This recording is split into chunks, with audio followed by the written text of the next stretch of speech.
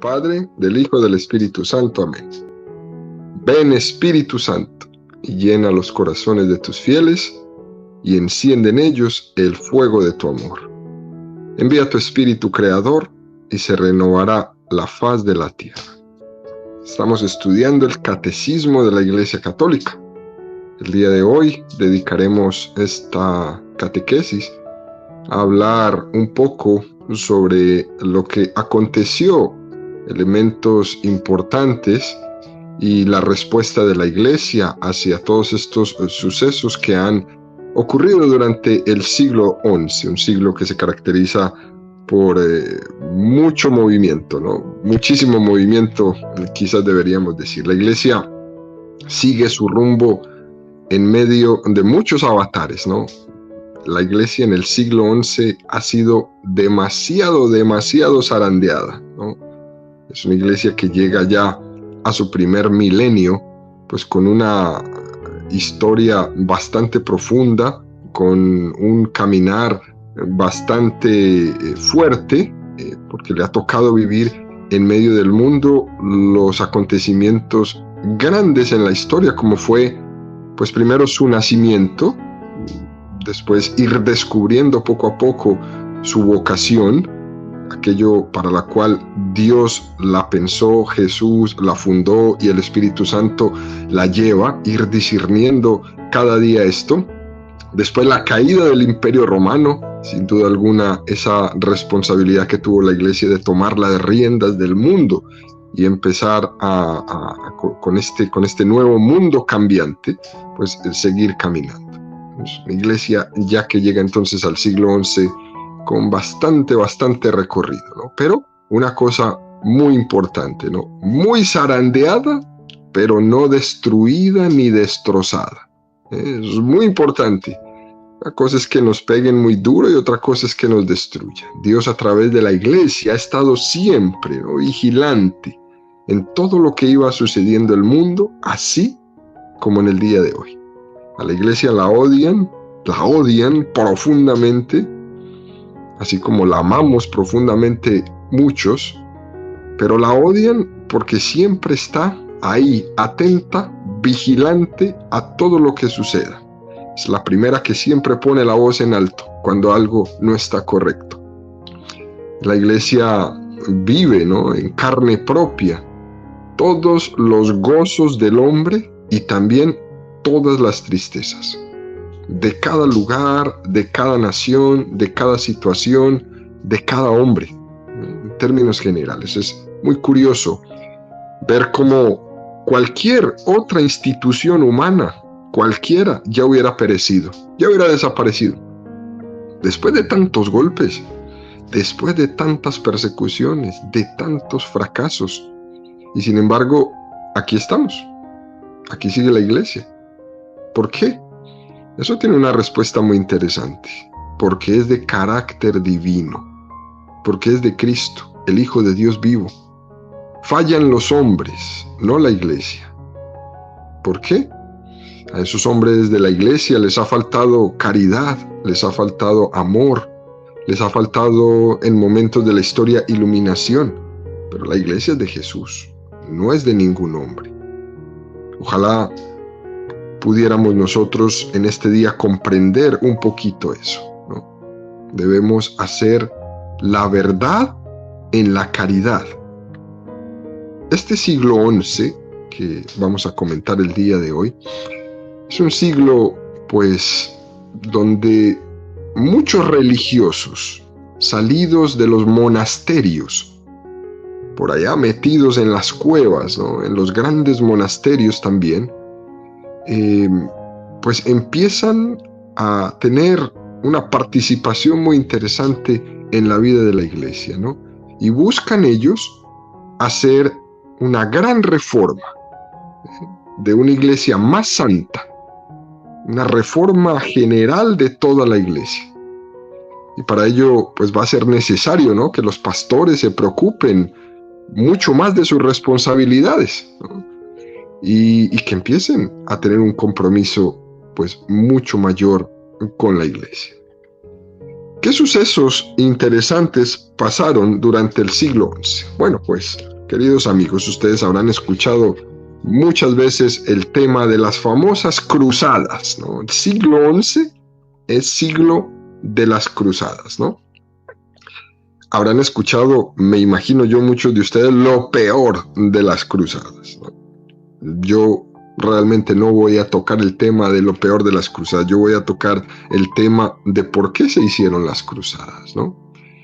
En el siglo XI vio nacer la primera cruzada. Vamos a poner un punto. Las cruzadas son como la gesta más grandiosa de la época medieval. Estamos en la Edad Media. La Edad Media siempre se caracterizó por todo el mundo estar encerrado. ¿Por qué? Cayó Roma, y después de Roma, todo el mundo se empezaron a hacer pequeños reinos.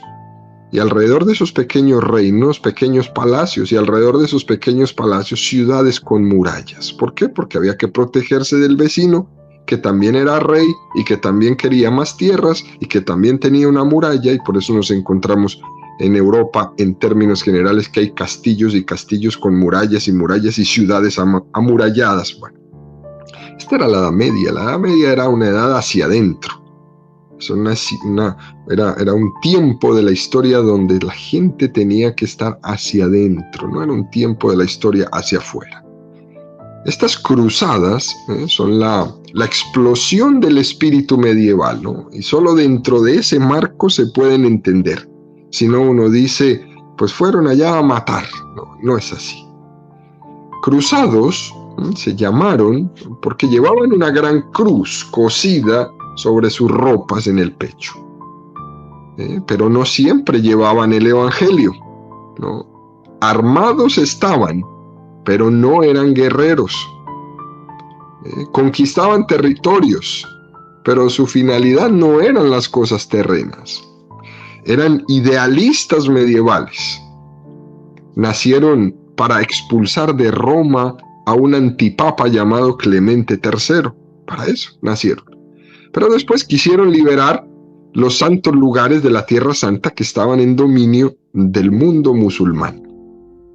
Papas y reyes y señores feudales y príncipes y monjes y caballeros y mercaderes y jóvenes y niños y familias aparecen mezclados en los ejércitos de los cruzados, ¿no?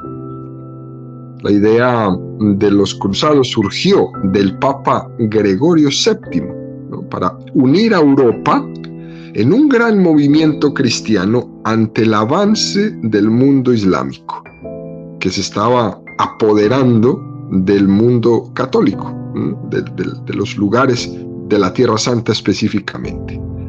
Miles y miles de hogares quedaron sin papás, ¿no? Alrededor de toda Europa prácticamente. Los cruzados estaban sobrados de entusiasmo, mucho entusiasmo. Es como cuando ustedes ven que uno participa en un retiro y sale del retiro que se quiere comer el mundo, que quiere compartir su fe, que quiere que todo el mundo se convierta, que tenga la experiencia que usted tuvo, pero a los 3 días después del retiro te das cuenta que no es así. Pero el entusiasmo está ahí y es muy hermoso. Bueno, pues las cruzadas nacieron con este entusiasmo, pero ellos no eran militares, carecían de disciplina militar. Entonces era un montón de gente con muy buena voluntad, con muy buena intención, que salían desde cualquier pueblito, en cualquier lugar en Europa, hacia la Tierra Santa, y ni siquiera sabían dónde estaba la Tierra Santa. Entonces no sabían que tenían que irse caminando desde España hasta Jerusalén. Aquello era una locura. Ibas a llegar a Jerusalén sin pies ya, pero ellos iban emocionados porque iban a conquistar la Tierra Santa del mundo musulmán. Bueno, pues eso es el nacimiento prácticamente de las cruzadas. Este gran entusiasmo por liberar los lugares santos del dominio musulmán. Esta primera cruzada fue dirigida por Godofredo de Bouillon, ¿no? Sobre la base de este entusiasmo y de este heroísmo de los católicos del siglo XI, ¿no? Ellos lograron tomar Jerusalén. En la primera cruzada, de las 9 cruzadas, fue la única que valió la pena.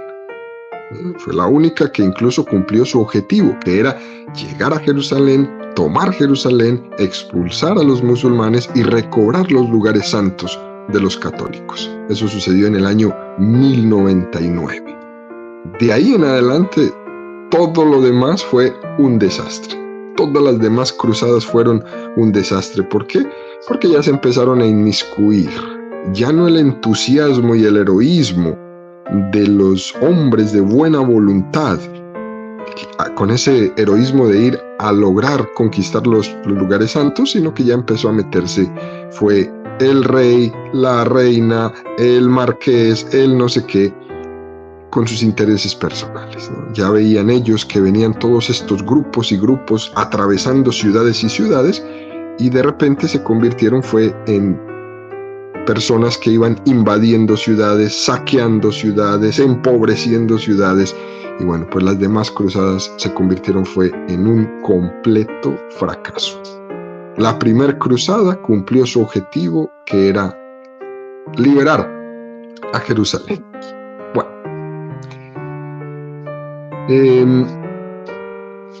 estas cruzadas, o específicamente la primera, que es la que nos atañe hoy, estaban el Papa Urbano II, quien fue el que convocó esta primera cruzada durante un concilio. Era el concilio de Clermont en el año 1095, ¿no?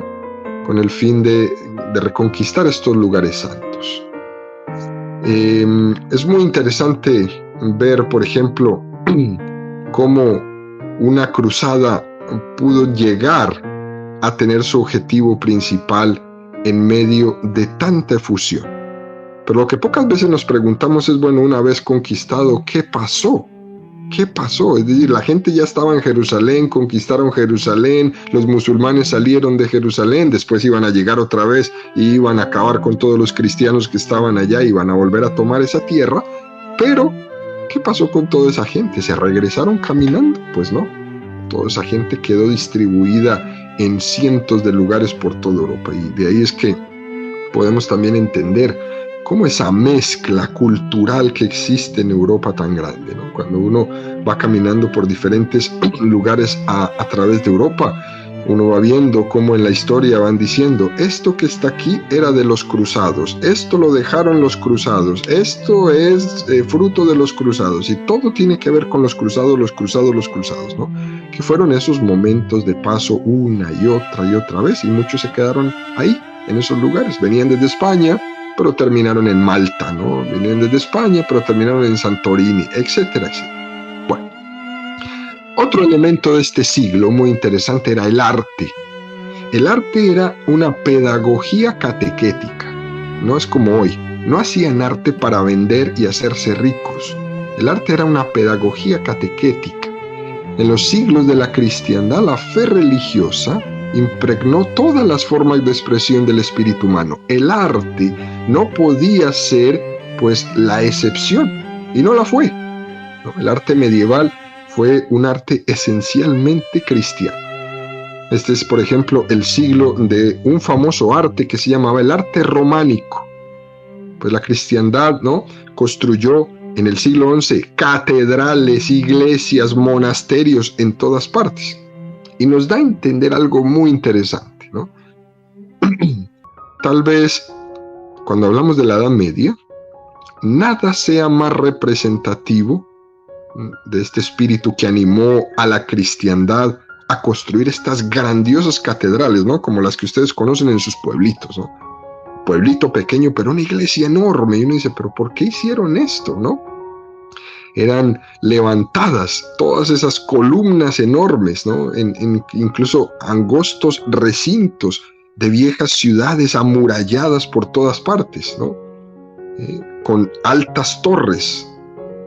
En estas iglesias rurales, lo más grande que existe en mi pueblo es la torre de la iglesia, y me imagino que muchos pueblos de los que ustedes son originarios. Todo el mundo tenía que ver con esa iglesia. La torre de la iglesia se veía desde todas partes del pueblo, incluso desde las aldeas. El campanario era aquello que sonaba porque la gente no tenía relojes, entonces el campanario era el que le iba diciendo a la gente, son la 1, son las 2, son las 3, es hora de rezar, es hora de venir a misa, etcétera, etcétera. Esos templos no eran solo un lugar de celebración de los cultos divinos, era también el centro de la vida social del pueblo, era la escuela, era el teatro, era el hogar común de todos los convecinos. Eran pues el escenario de los principales momentos de la existencia de todos en el pueblo. Era el cementerio donde todo el que moría iba allí a descansar su cuerpo.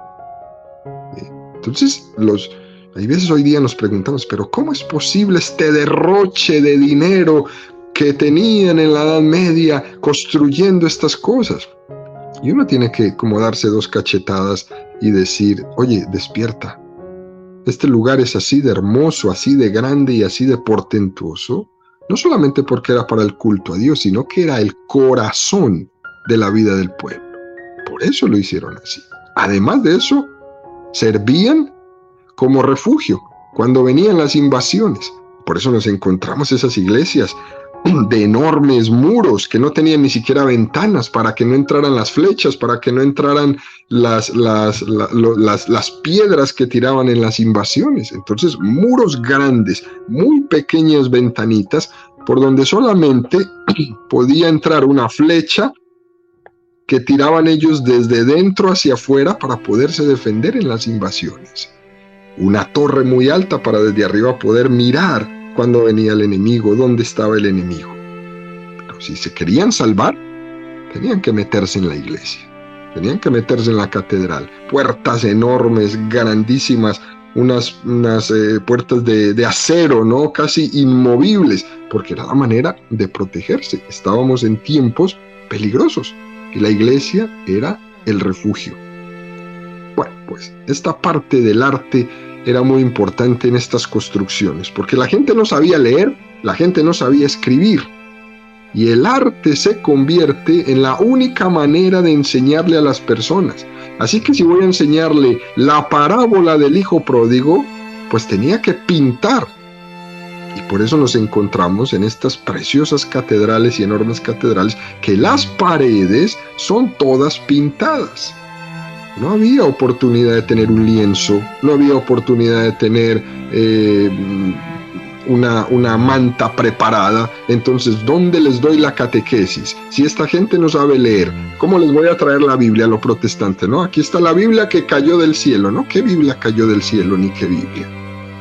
A esta gente le tengo que enseñar la vida de Jesús y se las tengo que pintar, porque no saben leer. Y se acabó. Es una cosa muy sencilla la catequesis. El protestante habla hoy día como si todo el mundo hubiera tenido la oportunidad de ir a la escuela como ellos. Y eso no es así. A la iglesia le tocó aprender a pintar para enseñar el evangelio. Deberían dar gracias a Dios de que la iglesia pudo haber hecho todo esto, para que ellos se nutrieran de eso para lo que hacen hoy día. Porque si la iglesia no hubiera hecho eso, protestantismo ni existiera. No tendrían los elementos para hacerlo. Bueno, ¿qué pasa después, no? Viene un momento muy fuerte, es el enfriamiento de la caridad, el cisma de Oriente, ¿no? Durante muchos siglos, la iglesia de Constantinopla, aún en medio de las invasiones de los imperios y de las disputas doctrinales, ¿no? había contribuido grandemente, ¿no? A extender el cristianismo por estas regiones del oriente de Europa, ¿no? Había desarrollado también un magnífico arte en pinturas, en mosaicos, que impregnaban todo de una gran religiosidad cristiana, pero siempre habría pretendido colocarse por encima de Roma. Es una cosa que existía siempre ahí. Nosotros ya somos muy fuertes, nosotros ya somos muy preparados, y entonces nosotros ya no necesitamos de Roma. Y entonces viene uno de los problemas grandes que está sucediendo hoy día también. Hay muchos por ahí que no han entendido que lo poco o mucho que sabes se lo debes a la iglesia. Tantos curas y obispos en un lugar y en el otro que ya se creen demasiado y que se van en contra del Santo Padre, creo que se les ha olvidado que lo poco o mucho que saben es porque la Iglesia se los ha regalado. Y uno no debe de odiar a quien le dio de comer, a quien le enseñó a leer y a escribir, a quien le dio la universidad. Y esa ha sido la Iglesia. Y ellos no deben de olvidar eso. Bueno, pues cuando uno se empieza como a poner un poco ya a creerse muy sabio, a creerse ya muy poderoso, pues empiezan a ver al Papa como su competencia y entonces nosotros ya no lo necesitamos. Por lo tanto, las relaciones entre Roma y Constantinopla se fueron poniendo cada vez más tensas, hasta que en el año 1045 empezó a producirse pues este gran cisma, ¿no? Empieza a darse ahí quizás unos pasos mucho más fuertes en un rompimiento total. ¿Cómo se fue gestando, no? Ya había sido preparado, como dijimos, las cosas no pasan en un minuto. Ya vienen arrastrando diferentes ánimos, diferentes enfrentamientos que se van dando. Ustedes saben que el primer cisma que existió en la Iglesia fue en el siglo V, es decir, hacía 600 años no había un cisma, pero desde allá ya venía rodando y ya venía el daño hecho. Se llamaba el cisma de Acacio, ¿sí? El cisma de Acacio, siglo V. Fue un cisma más o menos que duró como unos 30 años, ¿no? Pero sus ondas se quedaron ahí, en la mente de los lugares, de las ciudades, etcétera, etcétera. Bueno, influyó para que este cisma pudiera darse más duro, además de esto que les comentaba que veníamos arrastrándolo por 600 años del cisma de Acacio, que políticamente la iglesia griega, la iglesia de Oriente, estaba ligada al poder bizantino. El emperador era quien nombraba y quien destituía a los patriarcas de Constantinopla. Se entrometía hasta en las cuestiones dogmáticas y consideraba al obispo de Roma como súbdito suyo. Es decir, el emperador decía, el papa es mi empleado.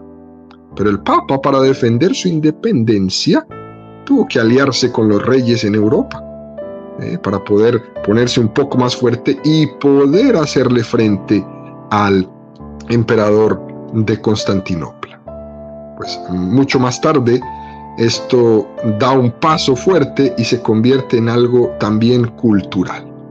¿Por qué? Porque las iglesias no solamente políticamente ya no se entendían o ya eran rivales entre un emperador y el otro, y en la mitad estaba el papa y en la mitad estaba el patriarca de Constantinopla, sino que empieza a hacer una división ya de carácter cultural. La gente en Oriente que habla griego empieza a ignorar a la gente de Occidente que habla latín. Para los bizantinos que hablan griego, los latinos pues son unos salvajes, ¿no? Son unos incultos porque no hablan griego, ¿no? Para los latinos, los griegos pues son demasiado vanidosos y viven preocupados de sus ropajes, de sus atuendos, de sus formulaciones externas, ¿no? Pero no hay nada más. También desde el punto de vista dogmático, ¿no? Desde el punto de vista religioso, empiezan a haber discrepancias. Ya la habíamos comentado algún día en una de las catequesis, en la famosa procedencia del Espíritu Santo. Entonces, fíjense bien, queridos amigos, cómo para que haya un rompimiento, primero hubo pues muchas características que venían de antes, pero ya como para hacer el golpe final, entonces todo se empieza a complicar. Ya no solamente que políticamente estamos enredados, ya no solamente que culturalmente estamos enredados, sino que también a esto hay que meterle algo que nos enrede la parte religiosa. Y la parte religiosa que enredó el cisma de Oriente y de Occidente fue de dónde procede el Espíritu Santo. Y que no nos ponemos de acuerdo, y no nos ponemos de acuerdo, y no nos ponemos de acuerdo. Entonces no se puso de acuerdo ni políticamente, ni culturalmente, ni tampoco dogmáticamente. Y nos quedamos así. Nos quedamos en que en el mundo oriental ellos dicen que el Espíritu Santo procede del Padre, y nosotros decimos que el Espíritu Santo procede del Padre y del Hijo. Bueno, pues la iglesia griega se queda con esto, ¿no? Se queda con esto y se separa. El cisma se llegó de un modo casi insensible. Tras este largo proceso de hablar y de discutir y de llegar a intentar tener acuerdos para no romperse interiormente, ¿no? En este siglo estaba muy arraigada la costumbre de que en el mundo oriental el príncipe era el que elegía a los prelados, incluso al papa. A esto se le llamó, con un nombre que a lo mejor no hemos escuchado muchas veces, se le llamaba cesaropapismo, que era la intromisión de los reyes, de los emperadores o de las familias poderosas en cuestiones de la iglesia. Cesaropapismo. Eso llega un momento, queridos amigos, en la historia, donde no se sabía quién era el César, porque el Papa estaba demasiado metido en la política, y tampoco se sabía quién era el Papa porque el rey o el emperador o uno de sus familiares estaba metido tanto en la iglesia que tenía más poder y más ascendencia que el Papa.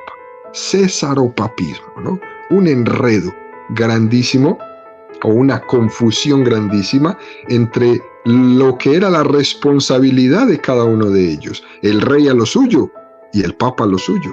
En este momento del cesaropapismo no se sabía quién era el Papa, ni quién era el emperador o quién era el que estaba tomando las decisiones. Pero bueno, siempre se imponía el emperador, siempre.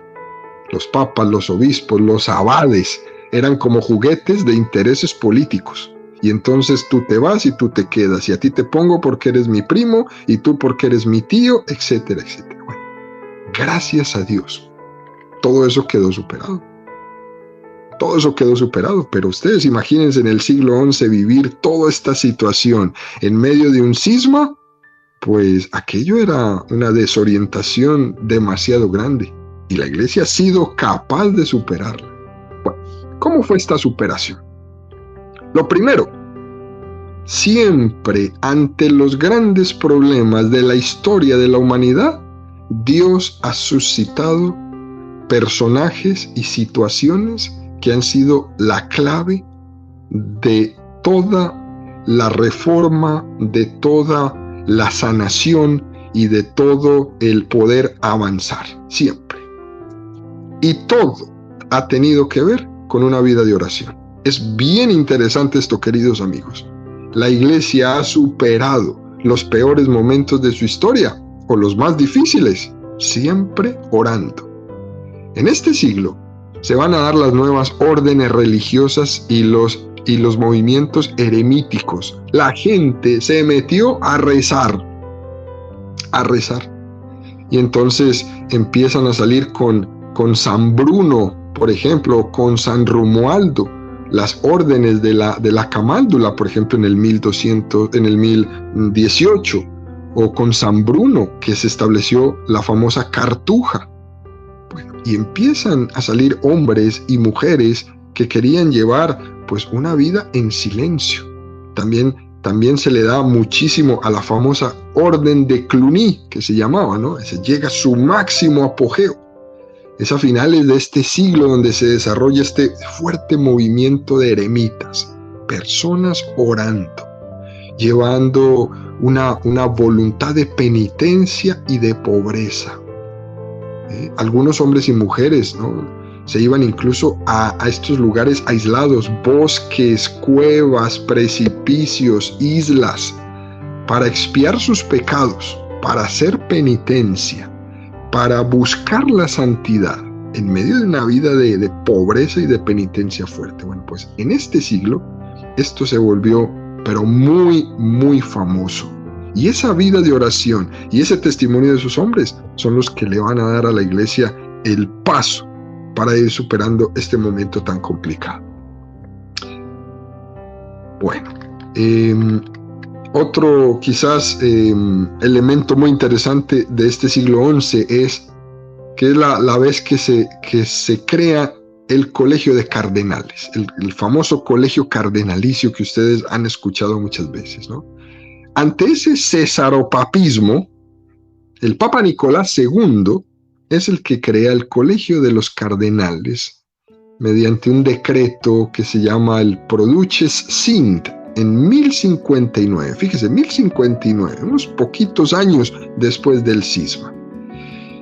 ¿Y por qué crea el colegio de los cardenales? Que esto es lo que muchas veces hoy día muchos no entienden y critican fuertemente. Es que los cardenales son no sé qué, no. El colegio de los cardenales se creó para acabar con el cesaropapismo. Para eso se creó. No eran amigos de mis amigos, ¿no? Los papas comenzaron a llamar a hombres honestos. Muchos de ellos, de estos hombres que estaban metidos en los monasterios, en una isla, en un bosque, en una cueva, una ermita que llevaba años orando, años en pobreza, años en penitencia, con una vida de santidad bastante avanzada, y lo llama el Papa a darle un título de cardenal. En 1059 se estableció que solo los cardenales elegirían al Papa, no el rey, no el emperador, no la familia más pudiente, y traen a todos estos hombres de gran santidad para que sean ellos los que hagan la elección del Papa, y así acabar con este asunto del cesaropapismo, la intromisión de la política en la iglesia. Cuando uno escucha esto, entiende y dice, claro, es un golpe muy duro, porque usted se imaginará cómo se puso el rey, cómo se puso el emperador y cómo se puso las familias ricas, ya cuando no tenían el poder para quitar y poner a un papa, a un obispo, pues aquello ya se imaginarán ustedes cómo fue de complicado. Bueno, hubo un papa grande, ¿cierto? En este momento de la historia. El papa se llamaba Gregorio VII. El papa Gregorio VII era un monje, se llamaba Hildebrando, ¿no? Era un buen conocedor del caos que reinaba en la iglesia alrededor del gran cisma, ¿no? Y él le tocó tomar la iglesia en ese momento. En momentos de la historia donde uno diría, a mí no me hubiese gustado ser papa en ese momento, ¿no? Como cuando vamos a ver un presidente en un país que esté bien mal, diría, no, yo no quisiera estar en los pantalones de esa persona. Bueno, pues así le tocó a este papa, Gregorio VII. De ahí se van viniendo pues diferentes momentos, diferentes papas, muere uno, llega el otro y se rebelan por un lado y ponen un antipapa, otro antipapa, después otro papa, y bueno, no tendríamos tiempo para ir viendo cada uno de los papas de este momento, pero nos quedamos con este nombre muy específico. El Papa Gregorio VII en el siglo XI es el que se pone al hombro el sacar adelante, ¿no? Él, digamos que sufrió al final mucho, ¿no? Porque pues fue sacado, fue expulsado, él se retiró y después falleció el 25 de mayo del 1085, ¿no? Recitando las palabras del Salmo 44. He amado la justicia y odiado la iniquidad. He amado la justicia y odiado la iniquidad, ¿no? Muy interesante esta manera que nos narra la historia de cómo murió este Papa Gregorio VII. Bueno, este cisma de Oriente, año 1054, que se gestó pues desde antes, fue un cisma entre Constantinopla y Roma. Era patriarca de Constantinopla un obispo que se llamaba Miguel Celulario, y el Papa de Roma se llamaba León IX. Aquel patriarca no aceptaba la costumbre occidental, por ejemplo, de consagrar los panes ácimos y levadura, nuestras hostias, en la Eucaristía. además de los asuntos litúrgicos y dogmáticos, ¿no?, que hemos hablado desde antes. El Papa León IX mandó sus legados, mandó un cardenal, uno de estos hombres de los cuales hemos hablado, un cardenal que se llamaba Humberto de Silva. Bueno, él lo mandó allá para que hablara un poco con este señor Miguel. Y él no cedía, y no cedía. Y entonces, ¿qué sucedió? Pues sucedió un paso que quizás no fue el más indicado. Lo excomulga, ¿no? Una bula que fue depositada ahí en el altar de la Catedral de Santa Sofía en Constantinopla, en 16 de julio del año 1054, donde la Iglesia de Roma excomulga. Pues ya se imaginarán ustedes, este señor Miguel Celulario, ya excomulgado, y su sínodo de patriarcas alrededor, respondieron inmediatamente. El 24 de julio, es decir, casi 12 días desde que Roma había excomulgado a ellos, le responden ellos al Papa diciendo que ellos también lo excomulgan. Y entonces la separación empieza por una excomunión. Estás fuera de la comunión de la Iglesia, le dice el Papa a Miguel Celulario y a todos los patriarcas que estaban con él. Y ellos le responden al Papa: Papa, pues usted también está excomulgado de la Iglesia ortodoxa, así que usted ya no tiene nada que ver aquí. Con ellos se va. Pues imagínense ustedes, queridos amigos, toda la gente de la Iglesia de Bizancio, de la gente de la Iglesia de Bulgaria, de la gente de la Iglesia de Rumania y todos los pueblos eslavos, todo ese mundo de gente, incluido gran parte de Rusia, todos ellos quedan dentro de la Iglesia ortodoxa hasta el día de hoy. Hay veces cuando ustedes los que han tenido la oportunidad de ir a la Tierra Santa, se han dado cuenta de que hay unos hombres vestidos de negro, de barbas grandes, que custodian algunos de los lugares santos. Bueno, pues ellos son los ortodoxos griegos, que son personas que tienen pues nacionalidades de todos. Algunos son ortodoxos griegos rumanos, son ortodoxos griegos de Atenas, son ortodoxos rusos, son ortodoxos búlgaros, son ortodoxos rumanos. Y bueno, pues esta gente tiene casi 1.000 millones de cristianos que fueron cristianos católicos hasta el año 1054, que hubo este rompimiento. Todos ellos son cristianos, como nosotros, son nuestros hermanitos, somos igualitos. Lo único es que después de este rompimiento, pues ya, digamos, nuestra hermandad quedó separada por 967 años. 967 años. Con esta bula de excomunión de un lado y del otro, quedaba pues prácticamente formalmente consumado el cisma, ¿no? Lo que cabe pensar, pues que muchos de ellos, de los que fueron protagonistas, no quisieron haber llegado hasta ese punto, pero las relaciones entre Constantinopla y Roma y las presiones políticas y las diferencias culturales eran tan fuertes que no había manera realmente de echar esto para atrás.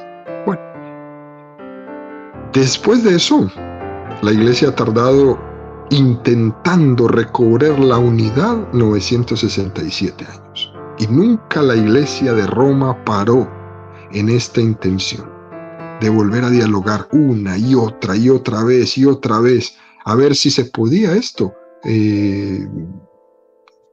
arreglar un poco. De hecho, saben ustedes que Constantinopla fue invadida por los turcos y el Imperio Bizantino, el imperio más fuerte de ese momento, pues cae, desaparece en el año 1453. Se cae el imperio, queda conquistado por los turcos. Después estos turcos se van a hacer musulmanes y hasta ahí. Le cambian incluso el nombre, ya no se va a llamar Constantinopla, ya se va a llamar como se llama hoy día, Estambul. ¿No? Y así quedó. Y hoy día Estambul es un lugar completamente musulmán. ¿Existen cristianos? Claro, existen los cristianos turcos, pero son muy poquitos, ¿no? Son realmente una minoría. ¿Dónde terminó todo esto?